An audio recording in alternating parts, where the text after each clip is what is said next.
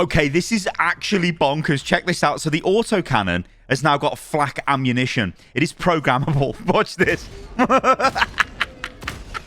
So stupid. It's just got crazed amounts of power. This is what I want from Helldivers 2, and I'm so glad the devs are just like, you know what? Let's just give them. They want overpowered weapons. Let's give them overpowered weapons, because who the hell wanted the autocannon to be any more powerful for balance reasons? Probably nobody, because it was really good anyway. But who the hell wanted it to be more powerful for just fun reasons? Absolutely everybody. It is a ridiculously powerful weapon. You can blow up buildings and holes and everything with it. It is so good. You could do that anyway with the autocannon, but of course, with the flak ammunition now, you've got the added component of AoE damage, which is just crazy. Like, watch this. We'll find this group of enemies over here, and we just do a cheeky reload. And I'll fire this into them. Let me do a cheeky reload game. I hate that bug. So, yeah, look at these poor guys over there. How about some of that? How about some of that? What about this? We need to find it. What we need to do is get a bug hole. Here we go. Here we go. Here we go. Let's go. Bug breaches. Let's go. So, yeah, quite a lot of bugs are going to spawn. And watch what's going to happen to these filthy bugs. In fact, let's just kill these guys. But you've got to be careful, though, because you can damage yourself with the shrapnel from this. Because think of it like kind of like the Eruptor. There we go. So those guys are dead. There's a big lad come in.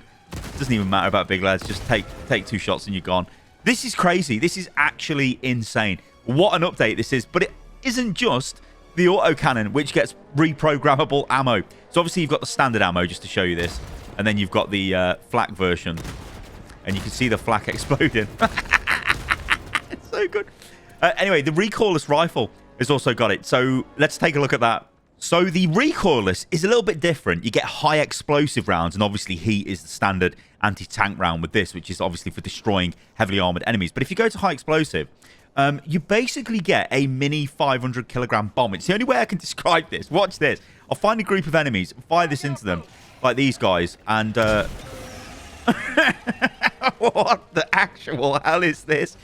This is just like, it's beautiful. It's actually beautiful. Also, just to show you the normal way this works.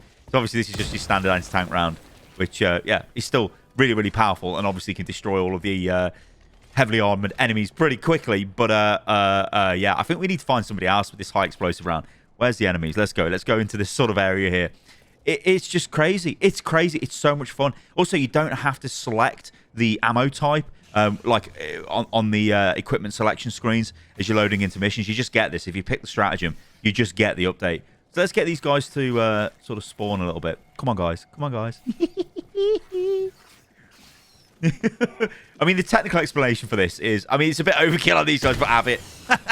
It's just got a bigger explosive damage range, but it does less, I guess, anti-tank damage range. So the patch notes read, high explosive rounds have a larger explosion radius, deal more explosion damage, but less projectile damage, and are less effective against tanks, which I think makes sense. But honestly, these changes are just insane. Actually, I can see some enemies there. So let's reload this, and we'll fire it into those guys, because this is what Helldivers is all about. It's so much fun, this is. These updates recently have been so good for the game. Yeah, so this poor guy, have that. Nearly killed all of his friends, but he's got a few left. So the Plas Scorcher has been buffed. It now has fully automatic fire. So, yeah, it now does this. It's also got more ammo per magazine. It's got 5 extra shots, but it's actually got less magazines. So it's only got 5 now instead of 6, but it's fully automatic. This is really good. I mean, look at this. This is really, really damn good. This is really good. You're going to burn through ammo really fast with this. You know, don't get me wrong. Maybe you want to take an ammo backpack, but honestly, no, you want to take an autocannon or a recoilless rifle, because there's enough ammo on the map anyway. But what in the world? This is just crazy. These are the updates I think everybody wanted for Helldivers 2, where it just makes the weapons more fun. But there are tons of changes, guys. And there is one other one I want to show you, though, before we get into covering all of the other changes, because a lot of it is just stat changes. But I want to show you the jetpack. Okay, I also lied. I also want to show you the Stalwart as well. but first, look at this. Goodbye, my people need me. What the hell? So the jetpack's just way better now. Obviously, don't jump into enemies. So it's got, the cooldown has been reduced from 20 to 15 seconds. So obviously, you can use it more. It's got stronger thrust. Oh, I just spawned into fire. Stronger thrust fire. I don't think I'm ever going to get it back. I think I'm literally dead here. There's too many enemies. I had no chance. I literally couldn't even get up. But yeah, it's got stronger thrust force, and the thrust vector has been tweaked. So it will have a slightly higher jump and more forward momentum. So you can cover areas a lot quicker with the jetpack. Where even is my jetpack? Okay, so it's in the middle of the fire tornado. Shall we try and get it? This is actually stupid. I don't recommend this at all. No, I don't recommend that at all. I've only got 2 reinforcements left. Okay, let's try and drop a little bit more on it. Sort of here, maybe. I think it's still in the fire, though, isn't it? Yeah, it's like in front of me over here. Come on, fire tornado. Come on, come on, come on. Is there a path through? No, there's no path through. Like, what? I'm jumping through the tornado now. Actually, what a hero. Jetpack equipped. Jump to the ground. And let's go. My people need me. There, look at this. This is much better because you can cover distances a lot quicker. Really, really good. I love it. I love it. So the other weapon I want to talk about is the Stalwart. Now, this has had its ergonomics increased, but watch this. Look at this. It is like a laser cannon now. It is insanely accurate, dead easy to control. Now, it must be said, I do have the Commando's armor on from the Battle Pass, so that does make it easier to handle weapons. But I am not joking, guys. This isn't as flashy as I thought it might be, like it gets some sort of insane new ammo type, or it even becomes a primary weapon. It's not a primary weapon. It's still a stratagem, but it's just easier to handle. So ergonomics have increased from 25 to 40. It basically means it's a laser cannon. Let me see how fast I dealt with those guys. It's just crazy, this is. I mean, you're just never going to miss with this. This is just crazy. Like, what? But it's a bit of a shame, though, because, I mean, the Flak autocannon is the future. So I think I'm not actually, well, I suppose I could take 2 weapons, stratagem weapons, but I don't know. The airstrikes have also been buffed and all of that stuff. But yeah, those are I think, the big major weapon changes. There are a bunch of other changes that are quite interesting, but we're going to go over them now because, like I said, guys, there's a ton of stuff to cover in this video. So we'll go over all the balance changes, the weapon changes, and absolutely everything. Let's kill this guy before he kills me. Is he dead? He is now. So this is an absolutely massive update, guys, and we're going to break all of this down. And to begin with, let's take a look at the overview. The final part of the 60-day commitment is here. This patch marks the last set of changes we aimed to implement for the 60-day community commitment, while also addressing issues we previously didn't have time to fix. So what does this patch contain? We have made changes to remaining weapons and stratagems we weren't able to finish for the patch on September the 17th, ensuring they're now more interesting and effective. We've also dedicated some time and we've looked over some key core systems like enemy spawning, as well as targeting and vision for the automatons. Based on your feedback, we fine-tuned the automaton experience to hopefully make them feel less frustrating to play against. Additionally, we've also adjusted the Helldivers durability to make armor choices feel more impactful. Finally, we've introduced new functionality to certain items to give players more depth in mastering their equipment. For example, the GR8 recoilless rifle and the ACA autocannon now have programmable ammunition, and drones that come with backpacks can be toggled on and off for added control. We hope you enjoy these changes. The team at Arrowhead has been thrilled to work on this 60-day commitment for you, our community and players, and seeing your reactions to the work we've done. Together, we aim to ensure Helldivers 2 delivers on its core fantasy and remains a game we all love to play. And I absolutely love that commitment, because they're just making the game more fun. They totally get what the community wanted, and they've totally delivered, and they've been rewarded by a big increase in concurrent player numbers. So it is working all round on all accounts. Good job, guys. These are the general changes. Additional supply items are now visible on the minimap, exosuits and support stratagems. Removed ricochets from orbital stratagem projectiles, Eagle 1 bombs and FAF-14 spear missiles. They can no longer ricochet off targets. Helldiver armor tweaks, both heavy and light armor, are now more effective. Heavy armor reduces damage taken by 25% up from 20%. This is 5% more reduction. And light armor increases damage taken by 25% down from 33%, so 8% less damage taken. stratagems and weapon tag description updates, they now show more information and are also categorized. Armor penetration 2 is classified as light armor penetrating, armor penetration 3 is classified as medium armor penetrating, and armor pen 4 is classified as heavy armor penetrating, and armor penetrating 5 plus is classed as anti-tank. These are the primary weapon changes. So plasma projectile behavior is changed. We've standardized the behavior of plasma projectiles, which previously had varying characteristics in how they traveled through the air. Now, all plasma projectiles experience high drag, causing them to slow down faster. However, each plasma weapon still fires projectiles at different speeds and calibers, so their effective ranges will remain distinct. For most weapons, this change won't be very noticeable. With the SG-8P Punisher Plasma, you'll notice a less pronounced arc in its projectile path. Instead, it will start off faster and lose speed more rapidly, keeping its effective range about the same. The Plas 101 Purifier projectiles can now be charged up with a damage multiplier that scales. Minimum charge of 0.1 second gives a 50% damage multiplier. Maximum charge of 1 second gives a 100% damage multiplier. Maximum charge projectile damage increased from 100 to 200. Maximum charge projectile durable damage increased from 50 to 100. Maximum charge explosion damage increased from 150 to 300.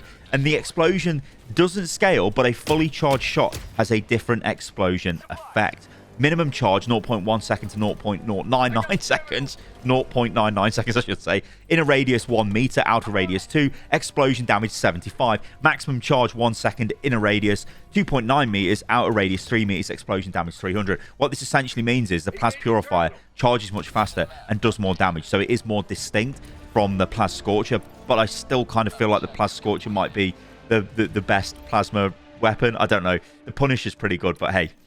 Plas Scorcher, obviously I showed this at the top of the videos, but just for argument's sake, new weapon function, auto fire mode, fire rate increased from 250 to 350, magazine capacity increased from 15 to 20, spare magazines decreased from 6 to 5. The Plasma Punisher, reduced recoil, fire rate is increased from 80 to 100. AR-23 Liberator, horizontal recoil reduced by 30%. AR-23P Liberator Penetrator, horizontal recoil reduced by 30%, however, increased magazine capacity from 30 to 45. Spare magazines, though, has decreased from 10 to 7. The Liberator Carbine, horizontal recoil reduced by 30%. You might be seeing a bit of a theme here, basically making the assault rifles a lot more easy to control, basically, easier to get bullets on targets. Ergonomics increased from 65 to 70. Reload duration decreased from 3 to 2.5 seconds. The BR-14 Adjudicator, horizontal recoil reduced by 30%. Projectile damage increased from 80 to 90. Projectile durable damage increased from 16 to 23. Magazine capacity has also been increased from 25 to 30. The Tenderizer gets a nice change here. So the AR-61 Tenderizer gets a new weapon function, 600 to 850 RPM. That's actually quite sweet. And I'm guessing this is going to make it feel a bit more like that Starship Troopers weapon we all want it to be. The Jar 5 Dominator, literally a bolt rifle. This thing has been moved from the explosive weapon category to the special weapon category. Let's move on to sidearms. The P113 Verdict, armor penetration has been increased from 2 to 3. So it's now, is that medium or heavy? Hang on. That's medium, I think.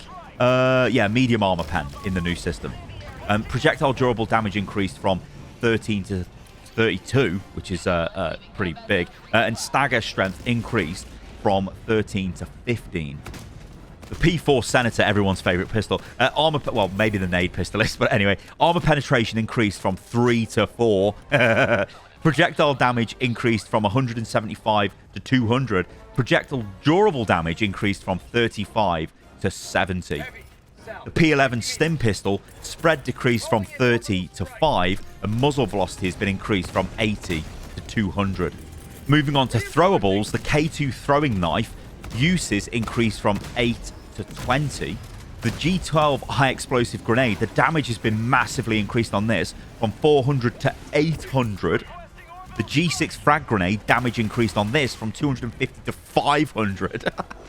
The G10 incendiary grenade, damage increased from 150 to 300. So what we're seeing here is a doubling of the standard grenades. These are not the impact grenades. So this is the change, right? Impact grenade, instant explosion, but basically half the damage you'll get from the non-impact versions of those grenades. That is really interesting.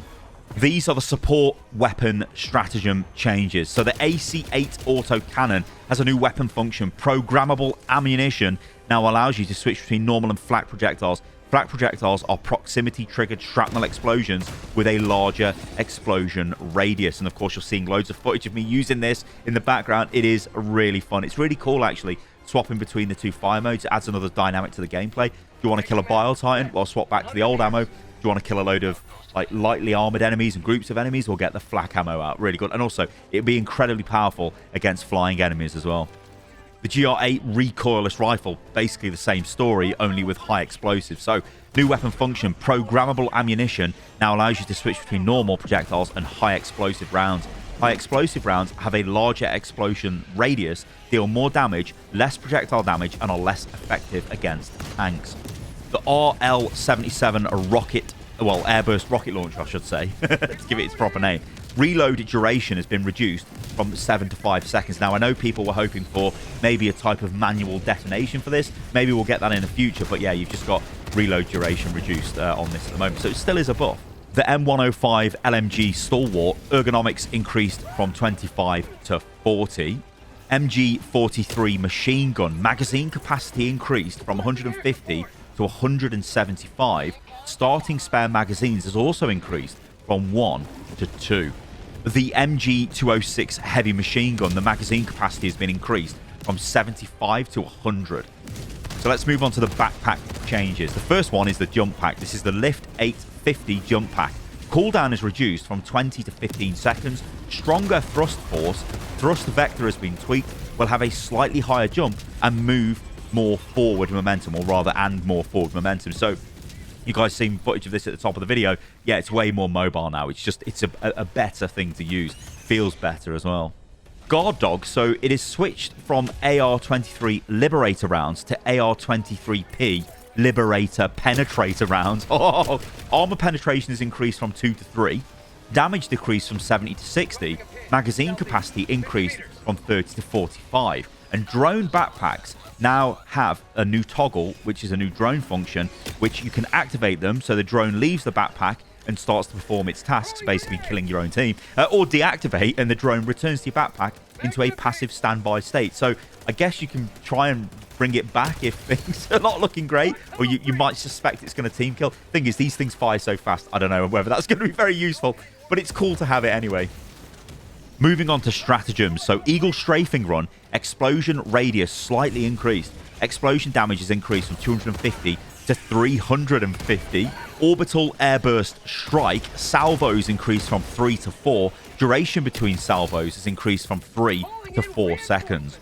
The MG43 Machine Gun Sentry, magazine capacity is increased from 125 to 175. The cooldown, though, is reduced from 120 to 90 seconds, but the lifetime is also reduced from 180 to 150 seconds. And you will see this throughout the section here on the sentries. You basically can call them in faster. They don't last as long, but they've got more firepower. The G16 Gatling Sentry, magazine capacity increased from 400 to 500. Cooldown reduced from 180 to 150. Lifetime reduced from 180 to 150 seconds. The MLS 4X Rocket Sentry, cooldown reduced from 180 to 150 seconds. Lifetime reduced from 180 to 150 seconds. The AC-8 Autocannon Sentry, cooldown reduced from 180 to 150 seconds. Lifetime reduced from 180 to 150 seconds. And it must also be said as well, with the Machine Gun Sentry, so the MG43 Machine Gun Sentry, it's now only on a 90-second cooldown. That's what differentiates it from the Gatling cannon, basically. You can cool this down a lot more. We were hoping for this to be a change, and it is, so I think that's a good change from Arrowhead. This might have a lot more use now, because it is really good at wiping out waves of smaller enemies. The MD-17 anti-tank mines, we're working on changes to the anti-personnel and incendiary mines. However, we are not yet happy with the fixes as we feel they introduce too many new problems. We will continue working on these changes and include them in a future patch. However, the mines are now only triggered by heavier enemies like Bile Chargers, Bile Titans, Impalers and Hulks, which just makes sense because these are anti-tank mines. Damage increased from 800 to 2,000 and the explosion radius is decreased. So they're trying to make this more focused and only really detonate on a big target, which makes sense because they're anti-tank mines. The Arc 3 Tesla Tower reduced charge-up shots cooldown from 3 to 1 second. Cooldown reduced from 150 to 120 seconds, and the lifetime has been reduced from 180 to 150 seconds. The FX12 Shield Generator Relay removed charge delay between taking damage, or damage taken. Increased charge rate from 300 to 400 health a second. Radius is increased from 8 to 15 meters. This is huge now. It's massive, guys, by the way. That is a radius increase is absolutely huge.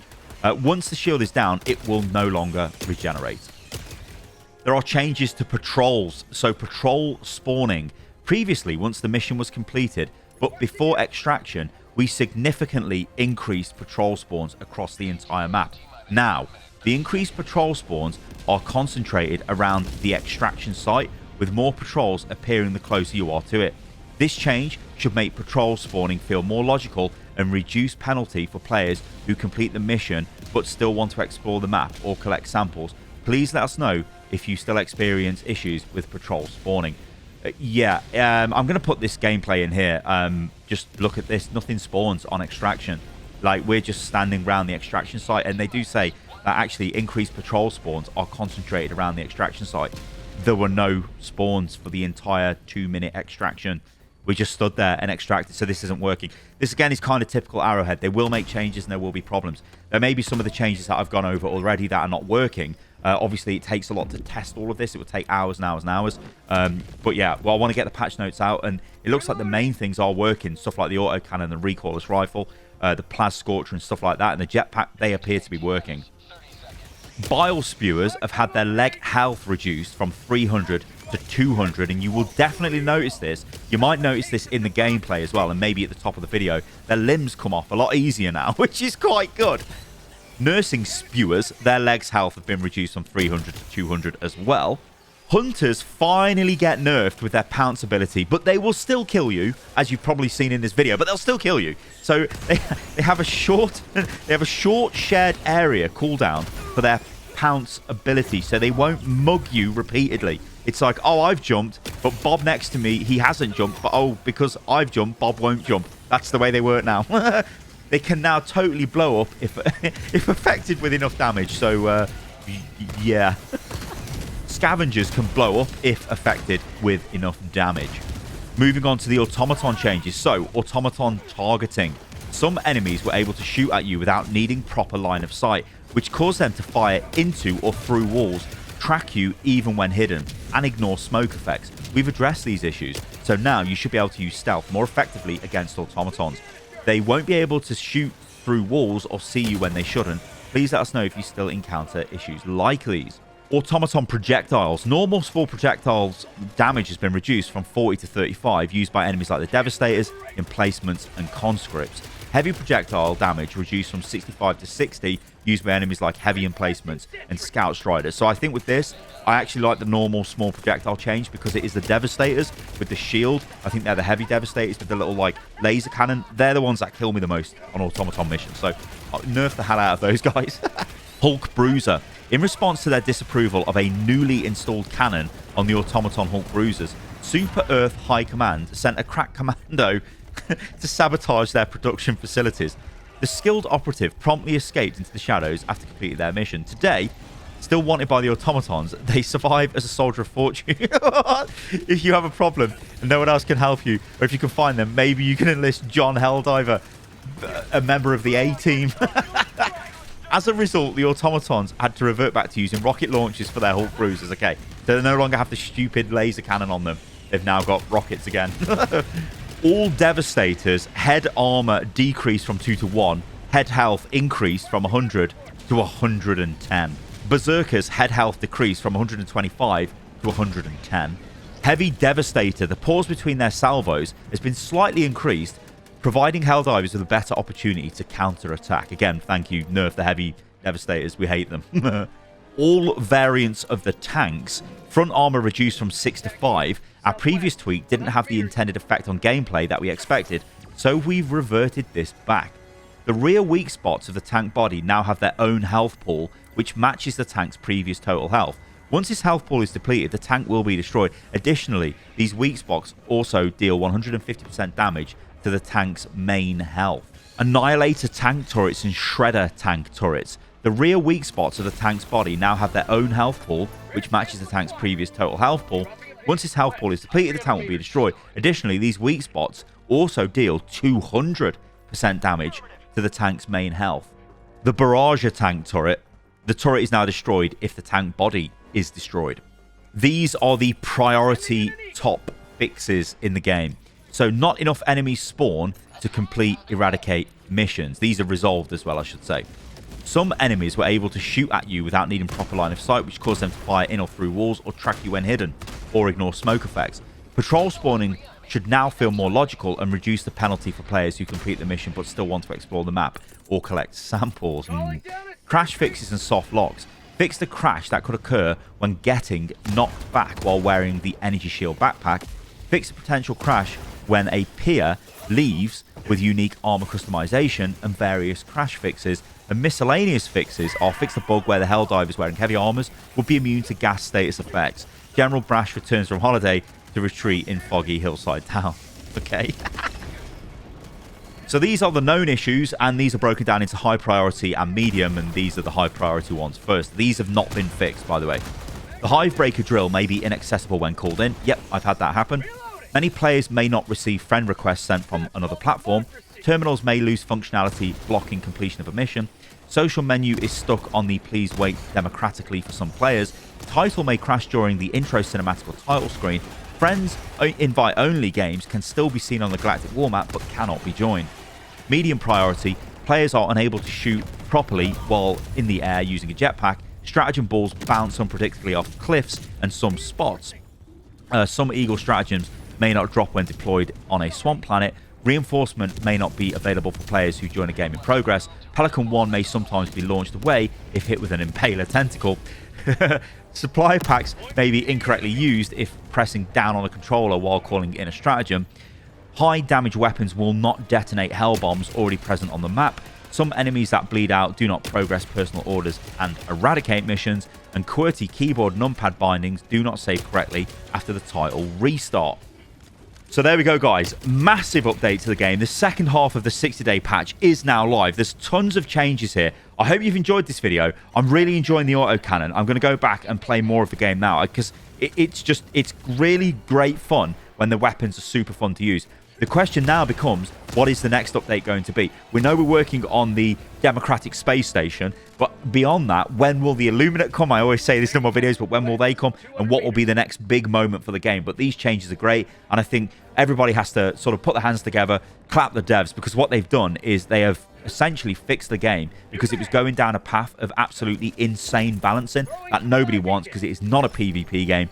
They've done a complete 360, and now we've got a game that is about overpowered weapons, and it feels so much fun to play. All right, guys, I've been Stylosa. Thank you for watching the video. If you enjoyed that, let me know what you think about all of this in the comments below, and I'll catch you lovely lot on the next one. See you soon.